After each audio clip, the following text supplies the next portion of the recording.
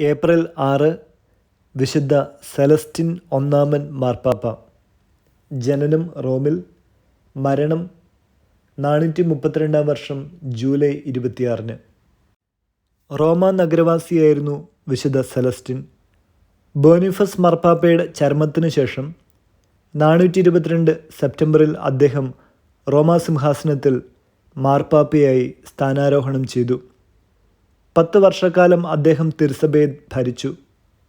മാർപ്പാപ്പയായ ഉടനെ വീനയിലെയും നർബോണയിലെയും മെത്രാന്മാരോട് അവരുടെ പല തെറ്റായ നടപടികൾ തിരുത്താൻ അദ്ദേഹം ആജ്ഞാപിച്ചു. മരണനേരത്ത് ആത്മാർത്ഥമായി പാപമോചനം ആവശ്യപ്പെടുന്ന അനുതാപികൾക്ക് പാപത്തിൻ്റെ പഴക്കം നോക്കാതെ മോചനം നൽകുവാൻ മാർപ്പാപ്പ നിർദ്ദേശിച്ചു.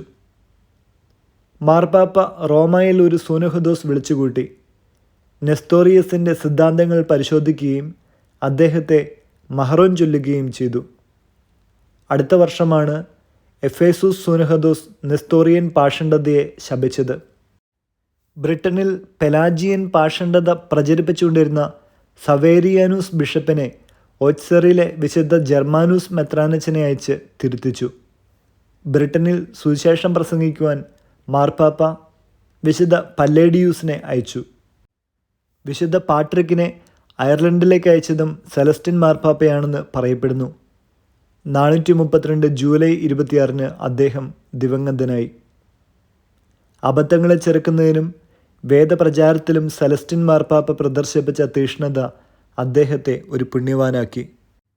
വചനം എസെക്കിയേൽ 18 അധ്യായം 32 ദൈവമായ കർത്താവ് അരുളിച്ചെയ്യുന്നു, ആരുടെയും മരണത്തിൽ ഞാൻ സന്തോഷിക്കുന്നില്ല, നിങ്ങൾ പശ്ചാത്തപിക്കുകയും ജീവിക്കുകയും ചെയ്യുവിൻ. വിചിന്തനം.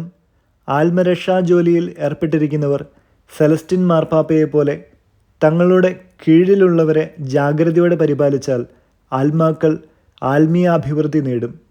യജമാനൻ വരുമ്പോൾ ജാഗരൂകനായിരിക്കുന്ന ഭൃത്യൻ അനുഗ്രഹീതൻ.